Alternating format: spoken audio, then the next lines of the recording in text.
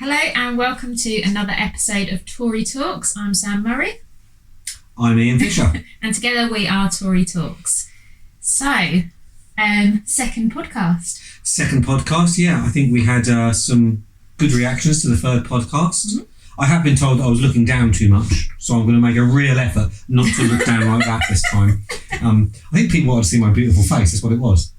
Well, that's why I think people have gone for the audio option on this.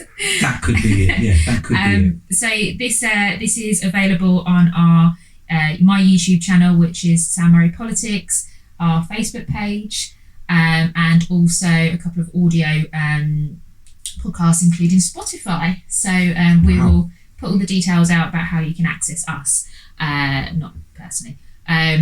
So hopefully not, to stalk us. How's your week been? Yeah, it's been really good actually. Quite tough. Had a really interesting but difficult council meeting on Tuesday, Audit and Governance Council meeting, which kind of looks at the way the council's run and the finances, which we'll probably get onto that a little bit later, but there was quite a few revealing things that came up, which in my role as opposition leader I shall be sinking my teeth into over the coming months. And yes, been asked to write an article for Conservative Home on the up and coming local elections and what I see as the big points that will be on the election manifesto. So that's quite exciting. It'll be my first article in Conservative Home. Well, hasn't been accepted yet. Got to write it first. Yeah. They said 850 words, which sounds a lot, but for me, I think my problem will be trying to get it down from 1,500 to 850. I'm not shy of using words. So yeah, it's been a good week. It's been a good week on local politics anyway. I'm just trying to ward off the impending virus. That's what I'm doing. Hand wash. Are you that concerned about it? Yeah, I probably am actually, because I think, unlike a lot of people, I realise that flu's quite easy to catch. When I say concerned, I don't think the world needs to come to a stop, but I do think that if we actually take the sensible precautions that the government has actually stated anyway, and do you know what? If we took those precautions every year, like we should do, then we probably wouldn't have as many issues with normal flu as what we do. Okay. Because I want to put it into context before people start panicking that I think up to about 10,000 people a year die of flu related complications in this country already.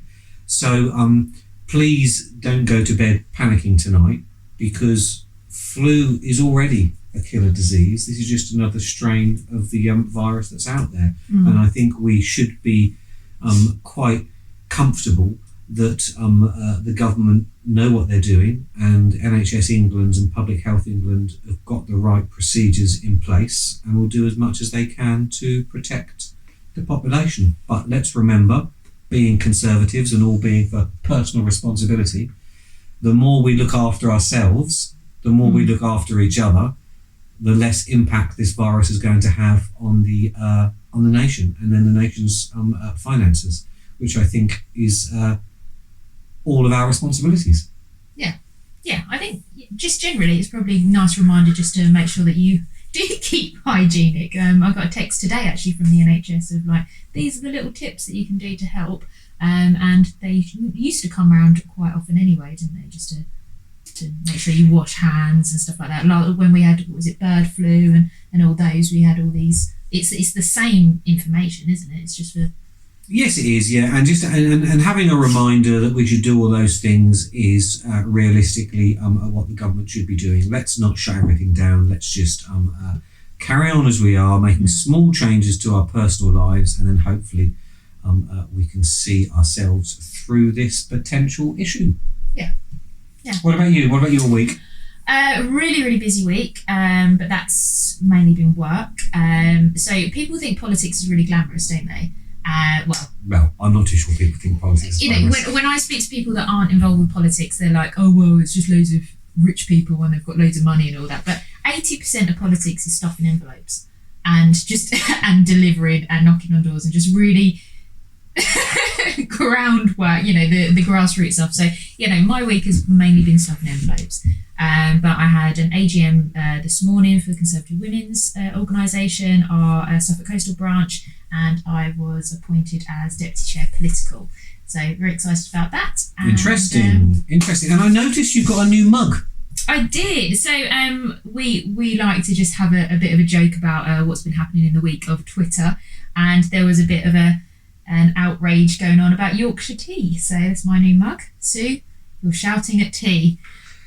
Yes, the Yorkshire tea incident, and he says holding a Costa coffee cup. So as I'm a Tory, holding a Costa coffee cup, hopefully this isn't bad news for Costa, meaning that loads of the left waffer are going to not go in Costa anymore and threaten to boycott their products.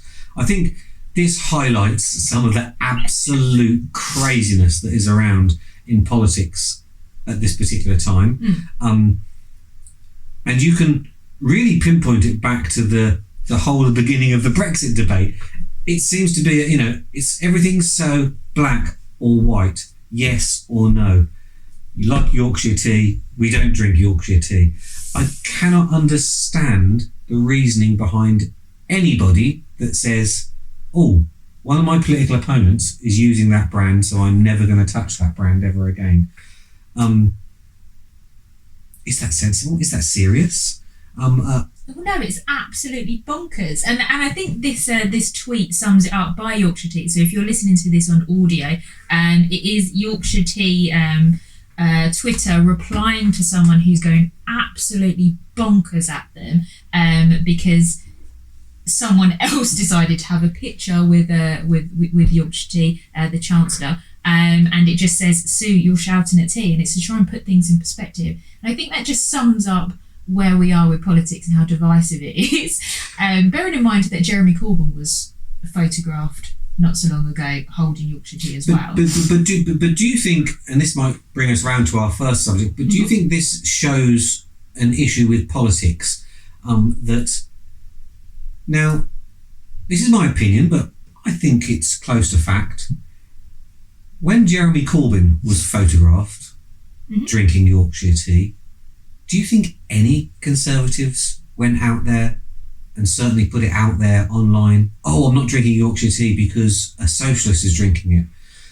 Do we think these issues come from the left of politics, where, you see, you've only got to go to any Labour meeting, Labour conference, and you'll see some of the great and the good there, the great and the unwashed wearing never kissed a Tory t-shirts. Yeah. You'd never see a Tory wearing the opposite of that, never kissed a socialist t-shirts. What is it about the left in our politics that makes them hate everything so much from the other side and not be tolerant at all?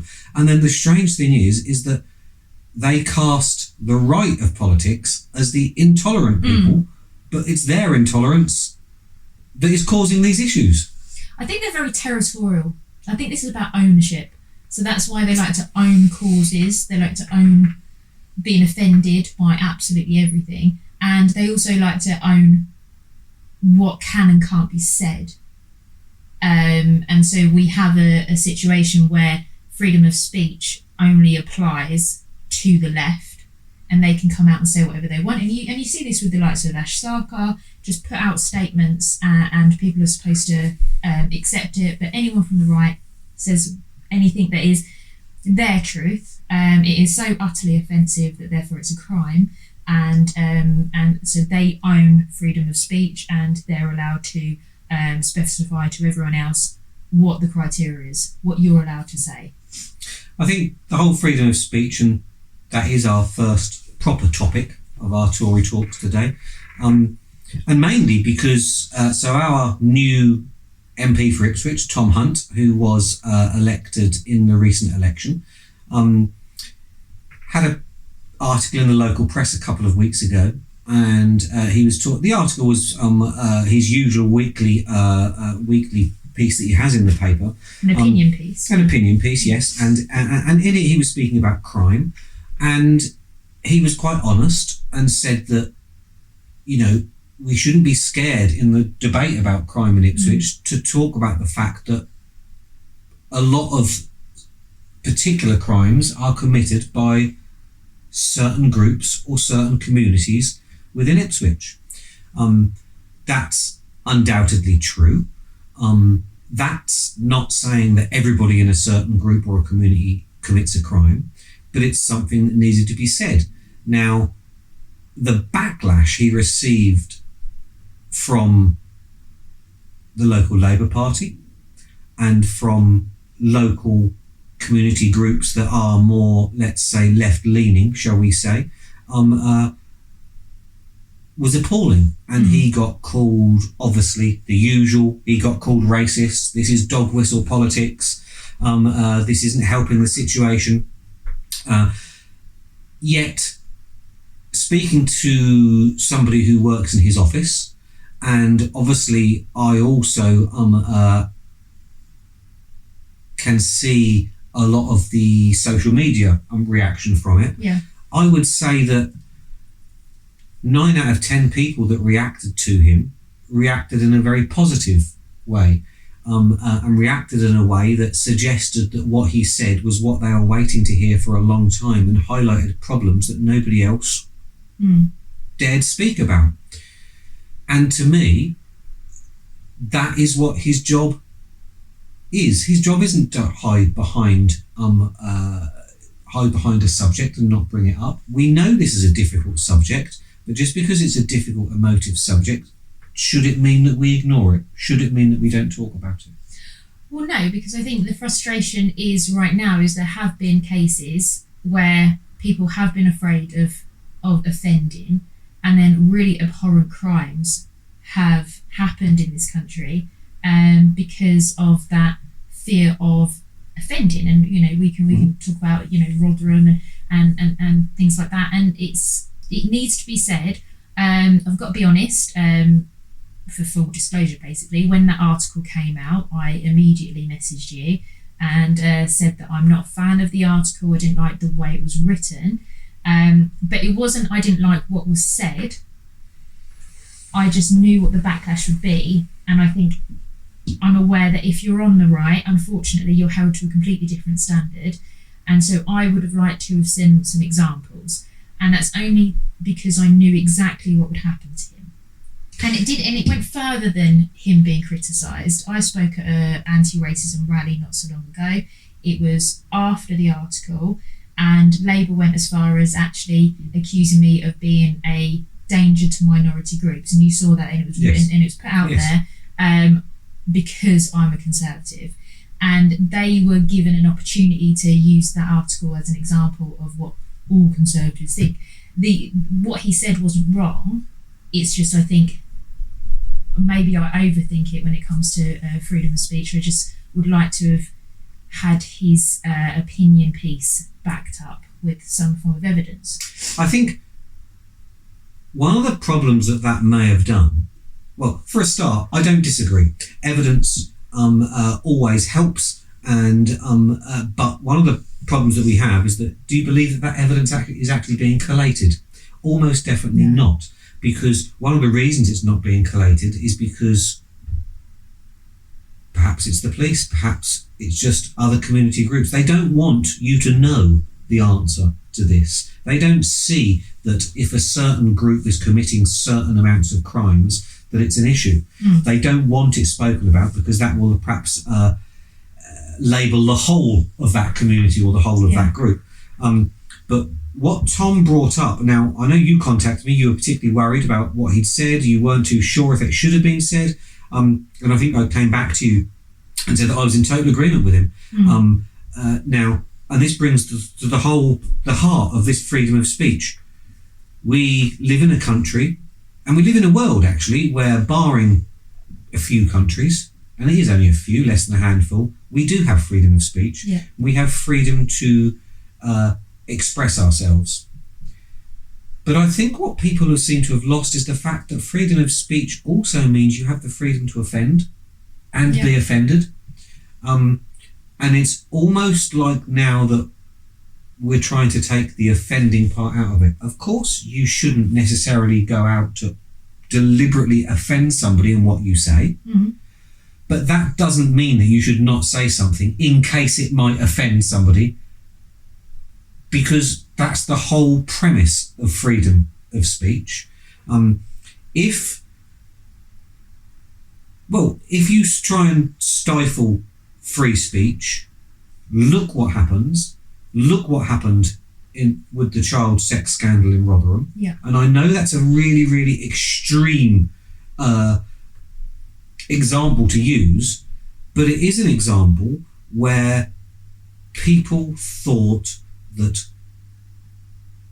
it would cause more problems in the community if they'd have raised these issues than it would have done if they'd have just let it go quietly and carry on. And so that's what they did.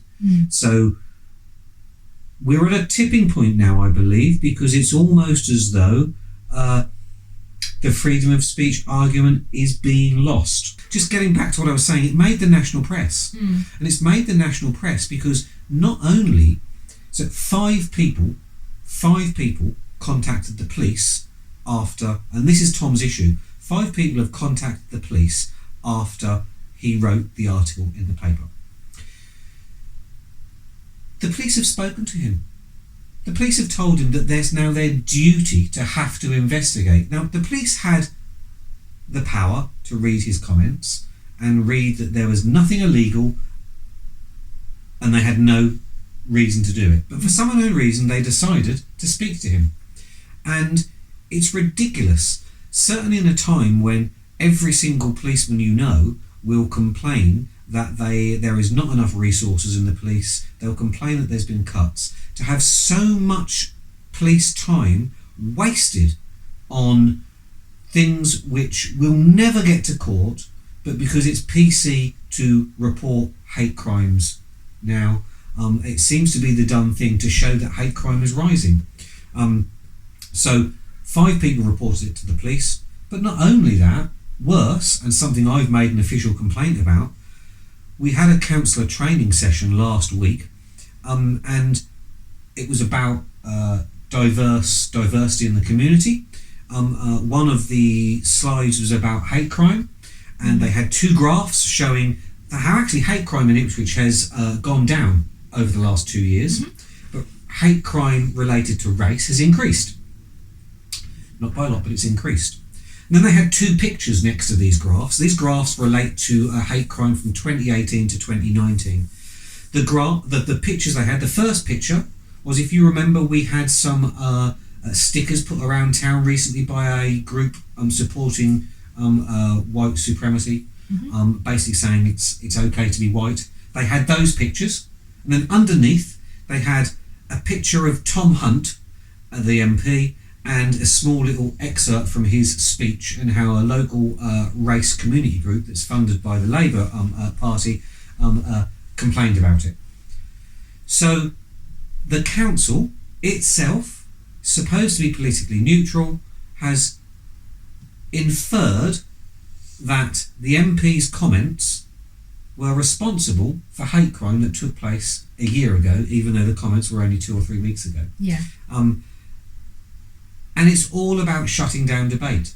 Now, of course, there are issues in Ipswich that surround certain communities and the amount of crime. And if you speak to the police, we have regular meetings with the police. The police will tell you behind closed doors that they agree with everything you're saying, but they won't say it out loud. Well, in fairness, when I go to the area committee meetings, so in Ipswich we have area committees, and I go to them and it's the same crimes brought up, and the police themselves do mention communities and what they're doing working with those communities. So the police they do mention them out loud as well and say, look, this and these are the problems that we're facing. So they are open to it. They just won't officially put it on paper. Well, it's something that we'll have to, and I'm sure this is going to come up again in Tory talks, because it's a subject that is pretty much on the agenda most weeks. I know Toby Young is somebody that's suffered a lot from being attacked for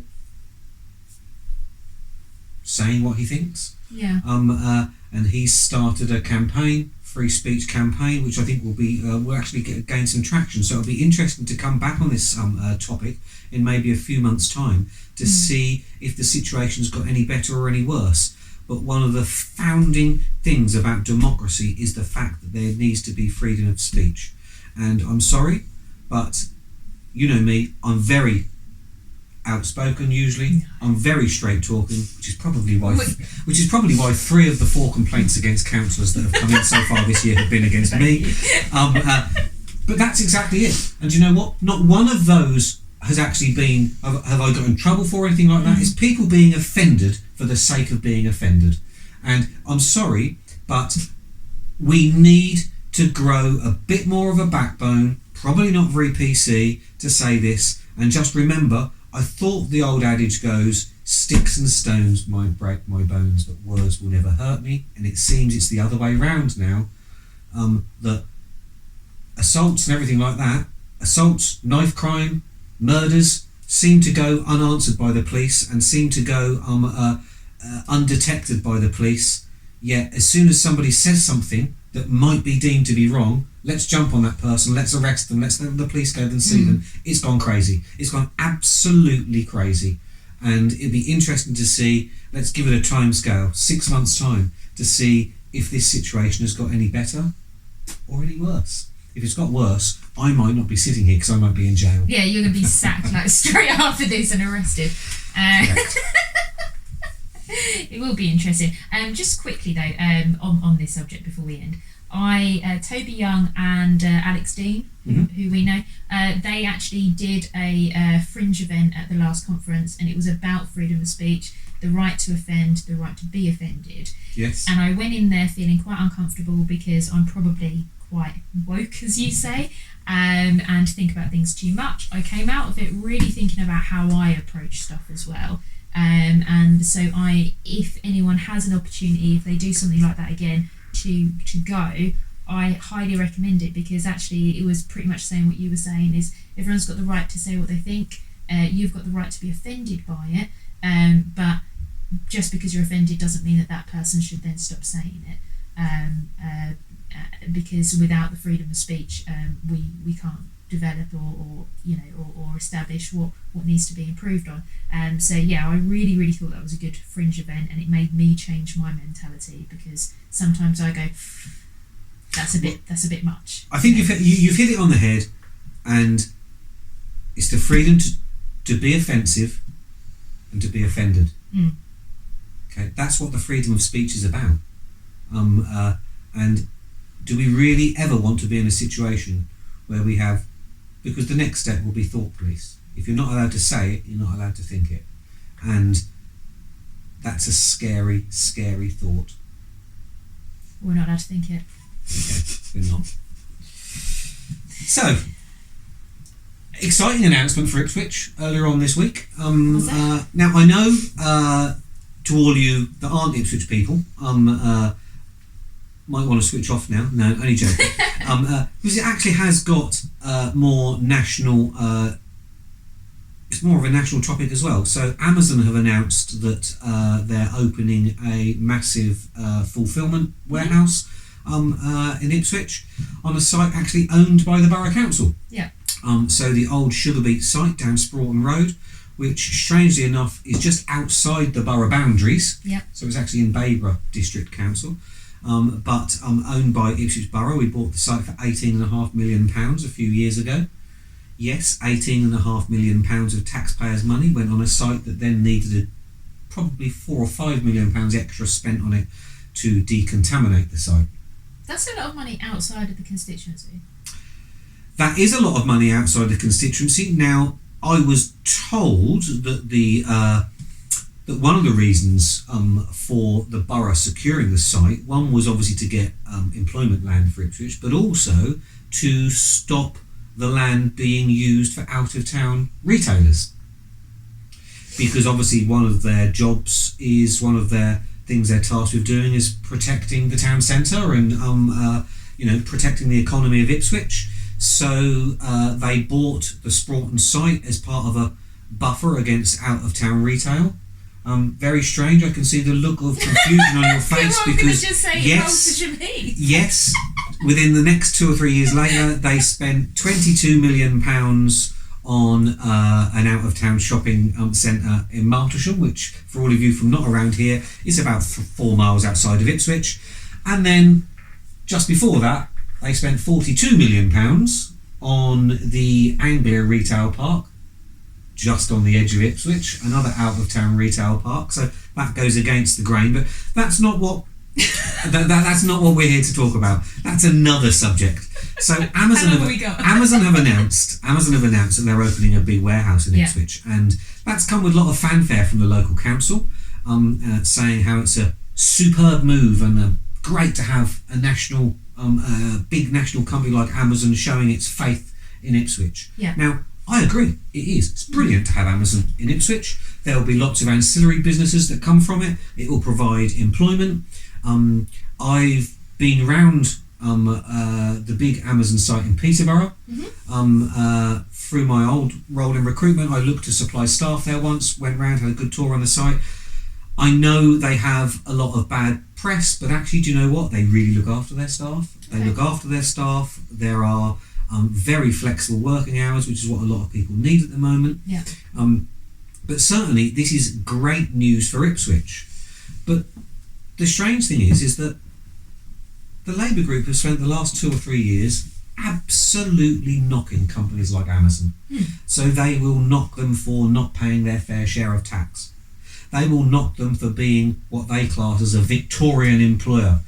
Horrendous. They almost call it like a sweatshop, like forced labour. We've had Labour portfolio holders standing up in council meetings saying how disgusting it is that they evade tax. Now you can't turn around in Ipswich and not see a senior Labour member of the council being pictured with a smiling face and saying, look what we've done, Amazon are coming to town. And all of a sudden, all the bad negative things they've been spouting for the last 2 or 3 years have all been conveniently forgotten about. The first point I want to make is, do they not realise that perhaps one of the reasons why Ipswich has a lack of big national chains in retail or big national businesses in the town is because they constantly spend all of their time knocking big business. Last year, we've missed house building targets in Ipswich for 10 years in a row. Labour's own house building targets. Do you know what last year? So we had a planning meeting last year where there's a particularly big development that Persimmon Homes were involved in. So the portfolio holder for planning and development, Carol Jones, decided to launch into a rant and tirade against the chief exec of Persimmon because of the size of his salary. Made the national press. Was not even on the subject. Absolutely caned him and all other developers for the amount of money that they make. Yeah. And then they wonder why developers don't want to come and develop anything in Ipswich. They spend years knocking companies like Amazon and then wonder why no national retailers want to come to Ipswich. This deal has nearly fallen through on 2 occasions. I haven't seen the finances for this deal yet.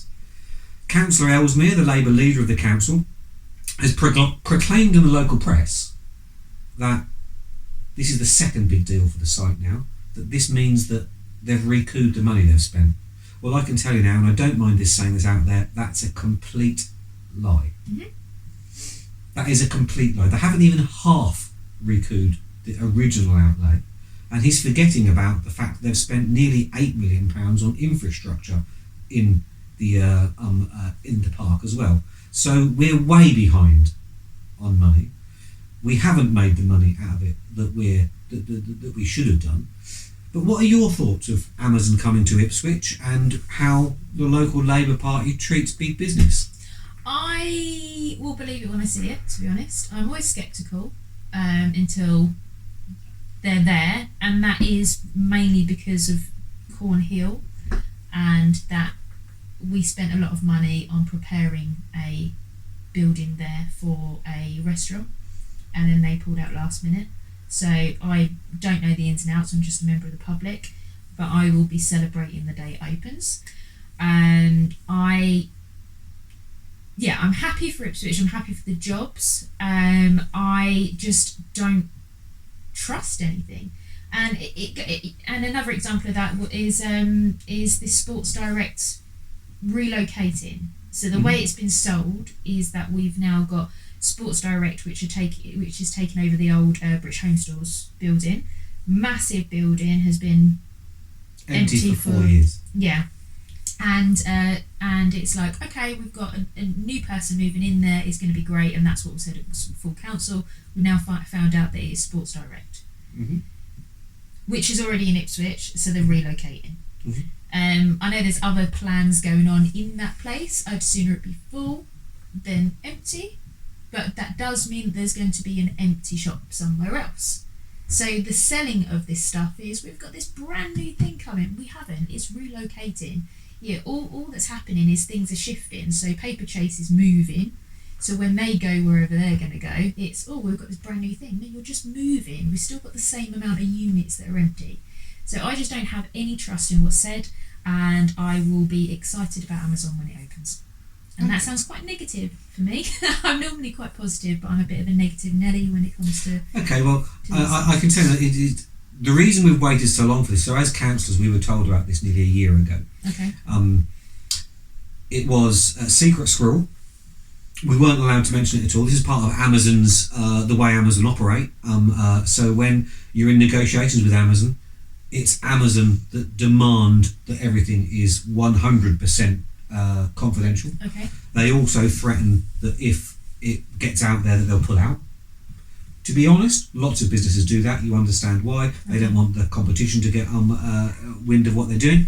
But you had to laugh for a start. It's just something complete aside. So Ipswich Borough Council, in its infinite wisdom, allocated it a project name, a code name, a bit like you used to do in the Second World War. Project this, code name this. Okay, what was it? So the first paper this came to, they didn't reveal it was Amazon.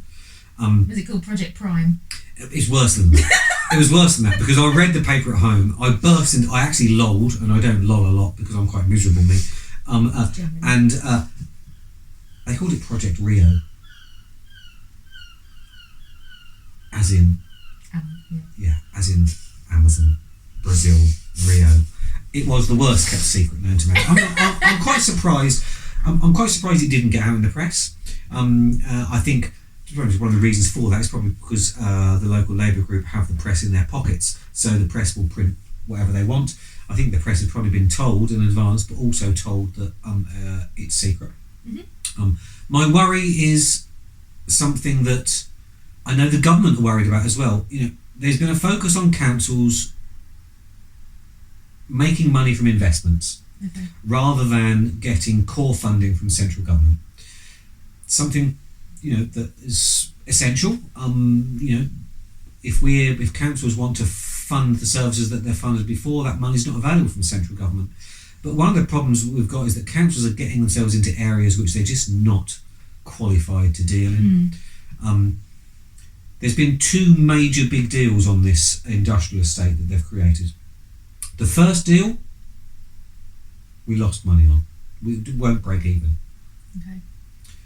It was sold to us as but this is the anchor for the park. Once we've got this big company in here, because they are a big company, big importer, big food importer, very good company to have on the industrial estate, and it's a state of the art, pretty much automated warehouse. So it's not going to create a lot of jobs.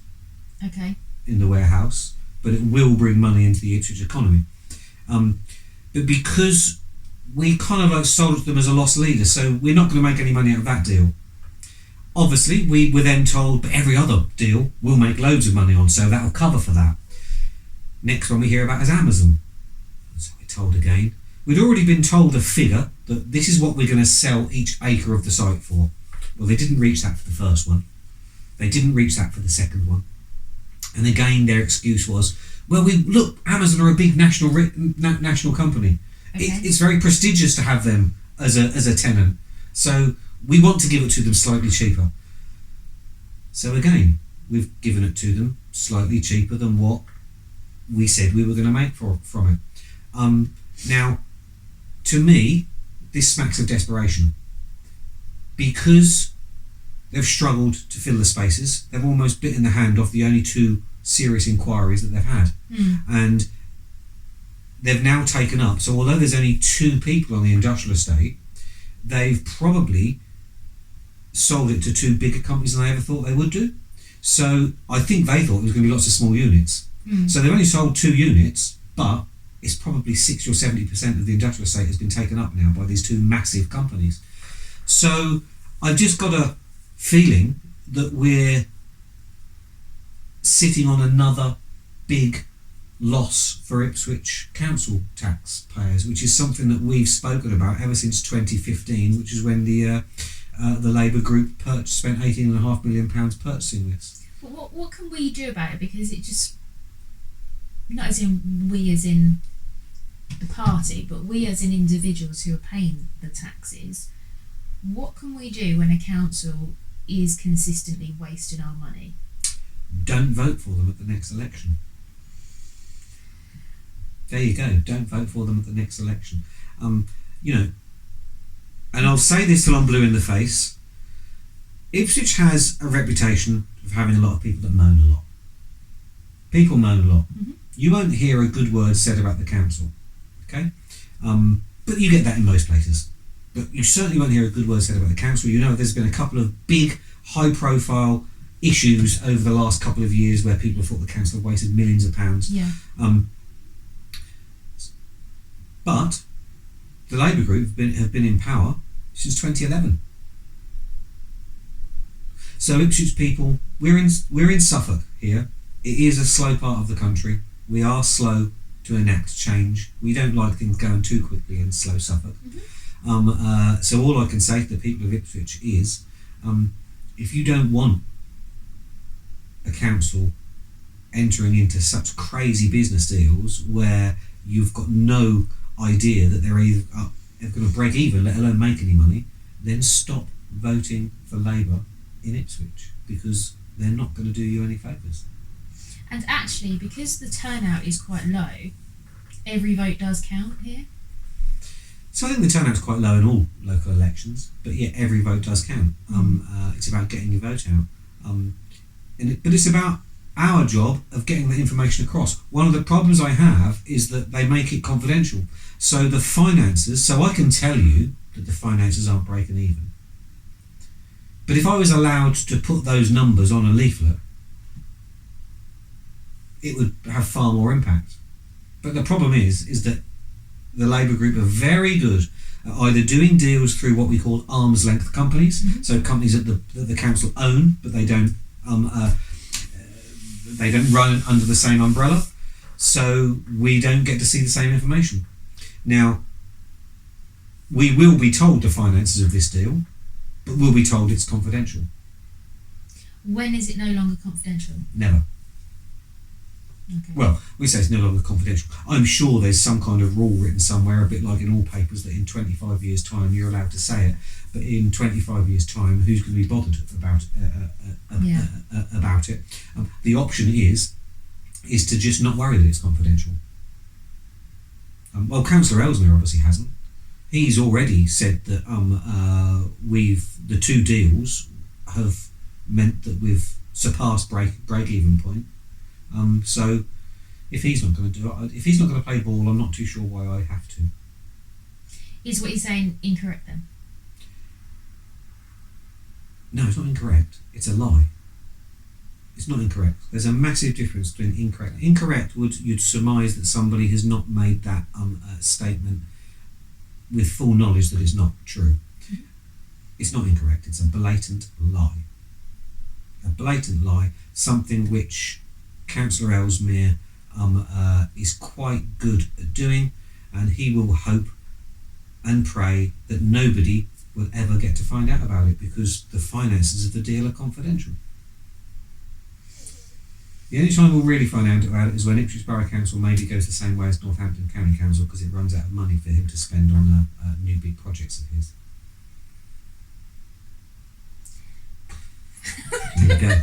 There you go. Now that was a bit local, bit local orientated. I do think with Tory talks we need to have a good mix between the local and the national. Yeah. But certainly we are still open for freedom of speech. The reason freedom of speech was spoken about was because a couple of people have contacted us and said that they wanted us to bring that up. So this is what we're here to do. If you've got subjects, any of you listening or watching, if you've got subjects you want us to speak about, I can talk about anything, to be honest. I did say that'll make much sense or be enjoyable. I can talk about anything. I think we should open this up and let's see what the people want to hear about. Yeah, get in touch. And if you're very, very geeky and you want to hear about processes, please get in touch, because Ian thinks I'm the only person in the world that's actually interested in it. You are. Right, well, thank you for listening or watching, and we will be back to doing another one in about a week or so's time. Have a good week.